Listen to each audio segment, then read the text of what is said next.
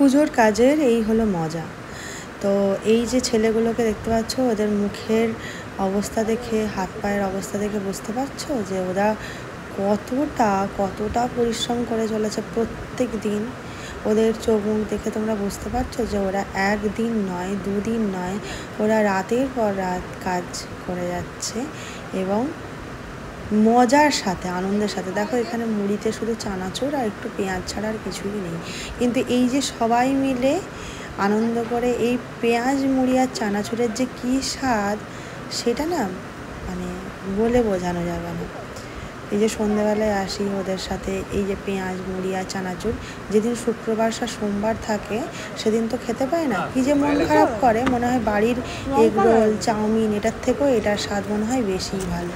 সত্যি কথা বলতে তোমাদের হাসির মনে হবে বা বানিয়ে বলা কথাও মনে হবে, কিন্তু বিশ্বাস করো এই যে সবার সাথে থেকে আনন্দ করে বাসির চা রুটিও যে কত স্বাদের, সেটা যারা উপভোগ করছে তারাই জানে, সবাই হয়তো জানে না। কিন্তু এই দিনগুলো চলে গেলে খুব মিস করি আমরা। আর এই জন্যই সব কিছু ফেলে আমরা মাঠে, দেখো বাড়িতে মুড়ি খেয়েছি কিন্তু ওখানে গিয়ে আবার সবার সাথে খাচ্ছি, যেন কতই না খিদে পেয়েছে, কিন্তু তেমন কোনো ব্যাপার নেই। আমার ছেলেটাকে দেখো না, ও বাড়িতে খাওয়ালে খায় না, ওখানে সবার সাথে বসে কি সুন্দর খাচ্ছে। আমি চাই ও এইভাবেই বড় হয়ে ওঠুক। তো চলো তোমরা সবাই এইভাবে আশীর্বাদ করো, আমরা যেন এইরকমই কাজের মধ্যে আনন্দে মজায় থেকে দিনগুলো কাটিয়ে যেতে পারি। আর তোমরাও খুব খুব ভালো থেকো।